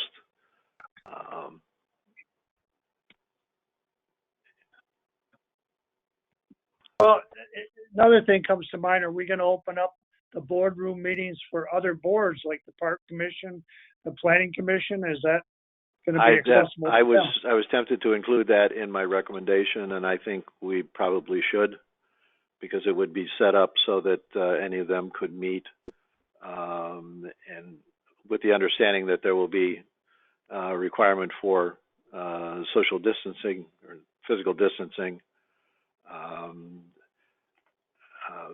I don't know what you want to do about masks. It's a little bit difficult. We have masks at the township. Okay. So I think for safety purposes, we can use masks. We'll be microphone. So I think it sets a good example that we're complying with the directions for the governor's recommendation, that and for the safety and security for everybody. It's not just regulation. I mean, there's a reason for it. So we would have public meetings, and any one of the boards and commissions could use the building for regular meetings. The boardroom for regular meetings, following the safety guidelines. Okay. So that's your motion. Does somebody want to support? I'll support that. This is Angelo. Okay. Everybody understands what we're doing? Hearing no comments, roll call, please. Mr. Simons? Yes. Freehan votes yes. Mr. Boda? yes. Mr. Patsalos? Yes. Mr. Horn? Yes. Mrs. Babel? Yes. Mr. Blackstock? Yes. All yes, and we will notify the boards and commissions. Thank you. One other thing, moving on. Cindy, do you have anything you'd like to say? No, I'm good. Thank you. Okay. All right, moving on to member comments. Mr. Blackstock. Nothing tonight. Thank you. Mrs. Babel? I'm good. Mr. Horn, I have nothing. Mr. Boda, In the same, thank you. Mr. Freehand. I have nothing, thank you. I usually have something, but I'll say I have nothing because we've been quite a while on this meeting. But everybody stay safe in this COVID-19. Larry, this Yes. is Cindy Boda. Can I just speak for just a moment? I missed public comment, but I'd like to just give a little background on what's going on with the park. Okay. The park opened today. The gates will be open from 8 in the morning till 8:30 at night. We did kind of a soft opening. Pickleball is open, the windscreens are up, and the nets are up. And we had a group come in on Saturday and help do that, and we're very thankful to them for that. The disc golf is open, and they also came in last week and put the disc golf baskets back up. The dog park's open, so it's kind of a soft opening. We've been doing it a little at a time, and doing what we can to get things going. So just so the public knows and the board knows.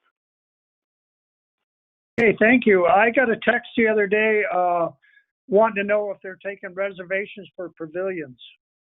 We have not made that decision. We have a group that has a reservation on the 28th of June, and we did discuss that at our meeting and decided to allow that group to come in. They say they have 25 people. I spoke with her today, and they know they have to social distance. They know their food's going to need to be covered. The restrictions in the bathroom, one of the stalls in the main bathroom will be blocked off. There'll be directions for social distancing. So as far as that goes, there's been people canceling, and we'll make that decision July 8th, whether we're going to start taking more reservations. So what do I tell this person? Not at this time? We'll know by July 9th. Okay. All right. That's the next time the Park Commission will have a meeting. All right. Did they have a date in mind? You can call No. me and let me know about that. Yeah, I'll call and talk to you. All right. Thank you. Anything else? No? All right. Hearing nothing, a motion to adjourn would be in order.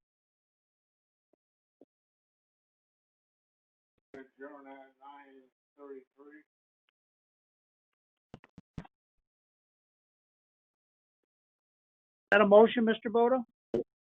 Yes, for 9:33. Okay. This We have is a Freehand. support. Support. We have a support. Any further discussion?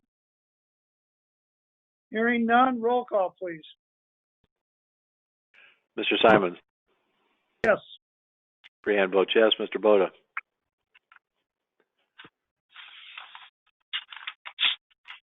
Mr. Boda? Yes. Mr. Vatsalis? Yes. Mr. Horn? Yes. Mr. Babel? Yes. Mr. Blackstock? Yes. Motion carries. We are adjourned. Thank everybody for